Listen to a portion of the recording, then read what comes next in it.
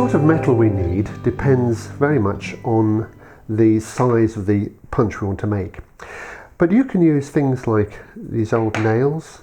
Coach bolts are quite good, some sort of bolt. Here's an ordinary bolt. These are bolts that have been damaged, and you can't, I don't know if you can see that well, but the thread's been damaged. So this is useless for anything, but makes a great punch. This is a bit of square metal. That's quite good to get hold of. This piece came from between the locks on a door. So this goes through a door and connects one handle to the other, this sort of thing. The important thing about all these bits of metal is they're soft.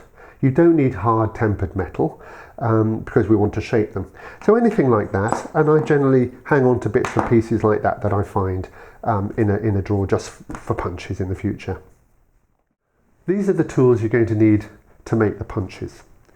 I've got a standalone vise that's in my bench vise because I think the wooden jaws here are not good for holding metal. These are readily available, and I think it's worth having one in the workshop anyway. You'll need to be able to cut the metal, so you'll need a hacksaw. This is a large one, but you can also get a small, what they call junior hacksaws. Then for shaping the metal, you'll need a file. This is a flat file with a coarse and fine side. It's not a rasp, not a woodworking tool, so don't use your rasps. You also need a triangular file like this, or this one. They're used a lot for sharpening saw blades, so this is quite a useful one to have. Additionally, you will need a drill of some sort, and of course, drill bits. Probably a very good idea would be to have some sort of little punch. This is a metal punch or a masonry nail to make a point. You'll see that being used in a bit. Lastly, you'll need a bit of emery paper to clean up the punches. This is a metal paper, but a fine sandpaper will do. And of course you need to look after your eyes, so eye protection. And very importantly, a piece of wood to test your punches in. And I haven't mentioned, the very important tool is the grinder, and we'll see that in action in a little while. Most nails and bolts are too long, so I'm going to cut these a bit short for making punches. Like for example this nail, I'm going to take that down to about 3 inches, 75 mil, something like that's a good size. So in here, with my trusty hacksaw.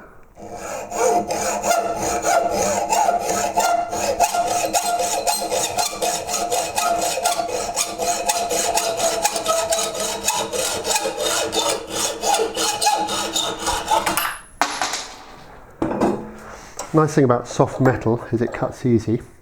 So now I've got my little short starting block. What I will do is I like to just polish the edge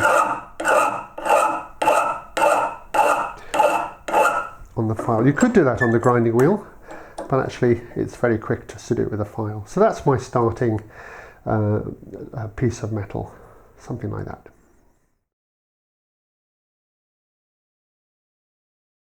Here's a typical dot or eye that you might find in a moulding cut with a little number 9 gouge. So I need to find a punch that will go into there but be slightly tapered so that as it goes in it spreads the wood out a little bit and cleans up the edge. So I've got my practice hole, if you like, to match, and what I'm going to do is I'm going to hold it onto this belt, it could be a wheel, and just rotate it until we taper just the top 1/8 of an inch is all we need, 3 mil, to get to the size of the hole. So here we go.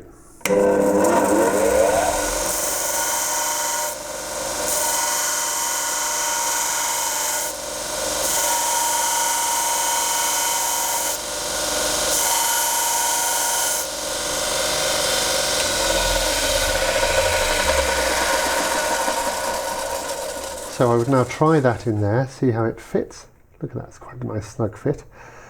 That will probably do. So as simple as that, I've got myself a little punch. I probably might make that one a slightly longer taper, push that one back, but do practice on the actual dot or whatever before you do it onto your real thing. Let me just take a little more off that. There we go.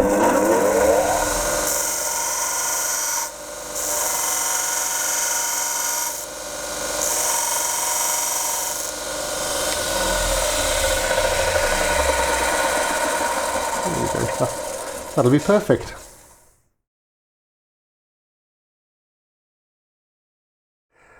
Here's an eye tool for an acanthus leaf. You can see it's a lozenge shape, so the back end is rounded and it comes to two flat faces here. You could do this or shape this with a file quite easily, but we'll do it on the grinding wheel. So I'm starting with my round surface at the back here, and I've got to really put two flat faces. So let's see how we get on. Again, the thing should taper. That's really important, because these things go in and they push the wood out a little bit.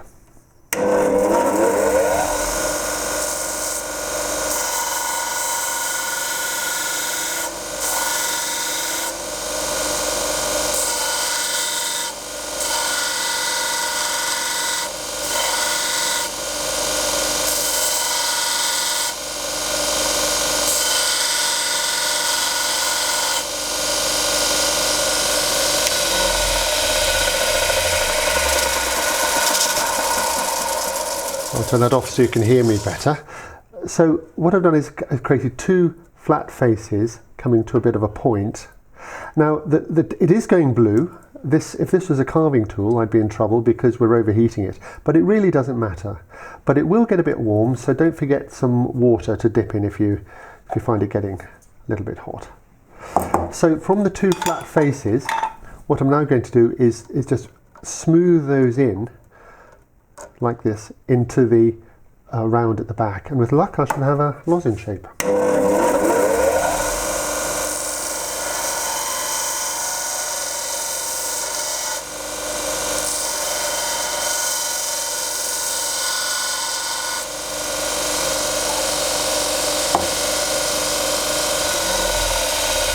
There you go.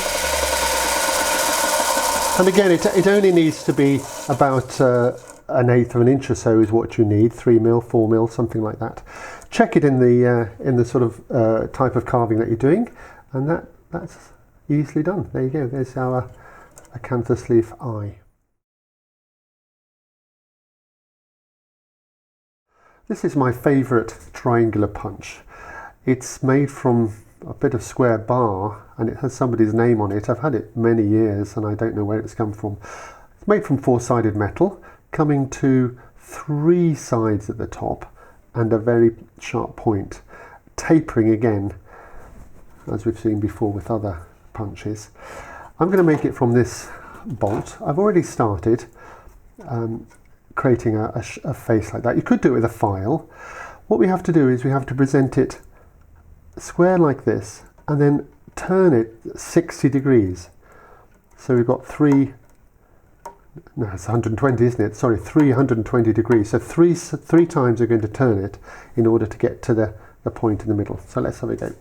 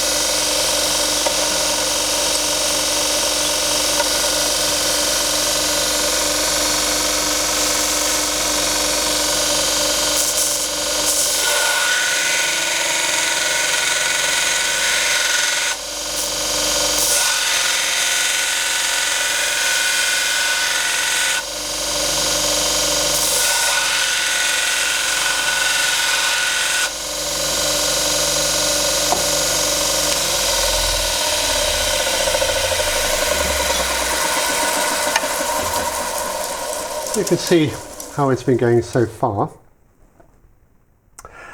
What's interesting is that geometrically, when I put this down flat with one face, of course this edge here, the top corner rather, has to be at right angles.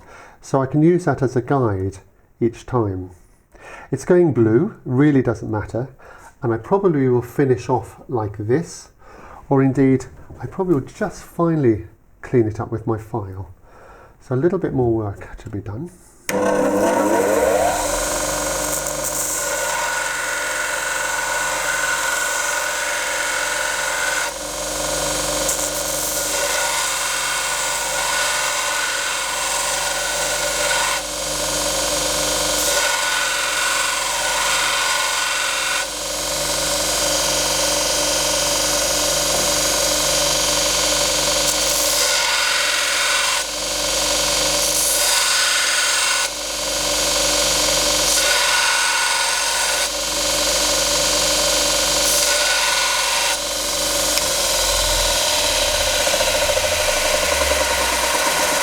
I think you can see how that's coming along very nicely now.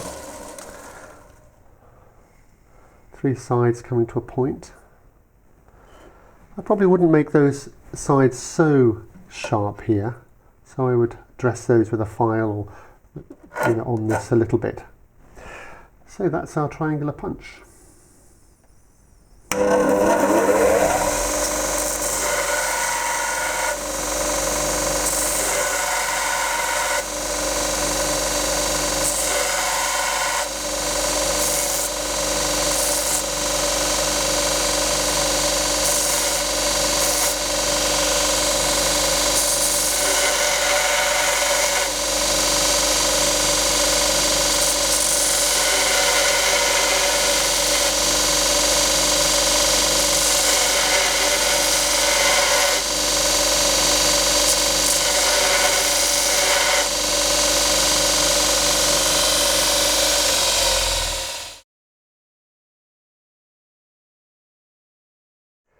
I'm going to make a circular or ring punch out of this coach bolt. It's got a nice flat end for the mallet here.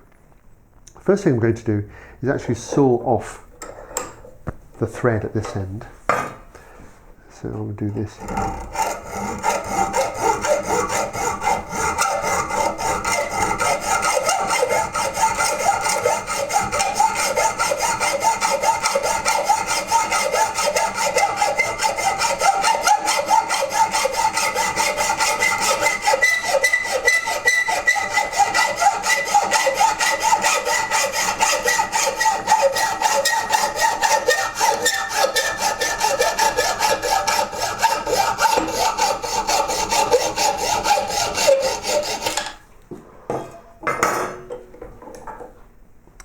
Then I'm going to use my file to clean up this face here.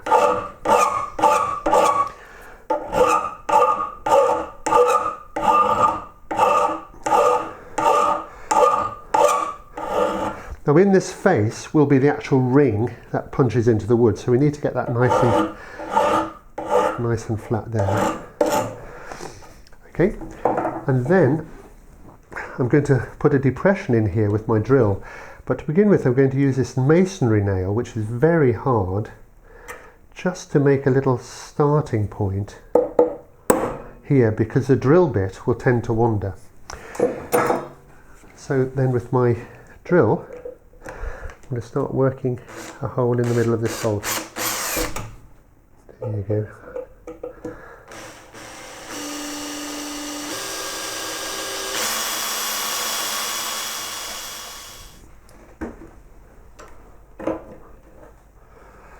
So there it is. It's about 1/8 of an inch, 3mm deep. It's not quite in the centre, I think you can see that. That's just my technique, isn't very good. But that's no problem, because we'll go to the grinder now and adjust the outside metal to get that accurate. So it's to the grinder next. The circular punch has to be tapered again, so that it pushes the side of the wood rather than cutting it really strongly. So I'm going to do this on the wheel, and I'm going to keep an eye on that hole here, and I'm going to try and make the edge around equal.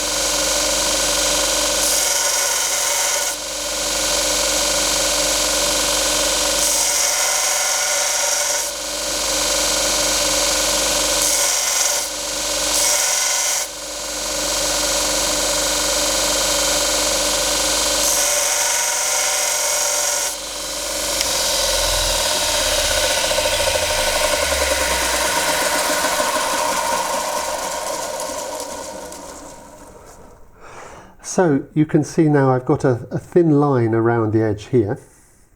This side's still a little bit thicker, but what you want to be left with is a thin white line around the edge, and that's really, you don't want it too sharp, but you want it fairly small. So I will carry on doing that until I get that right.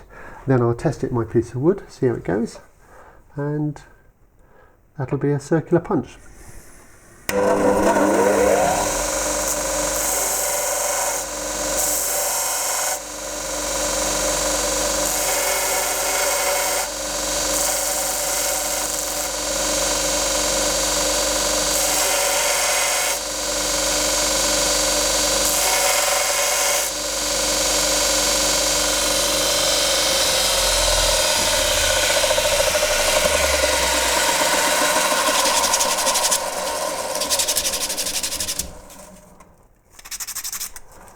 That's nice and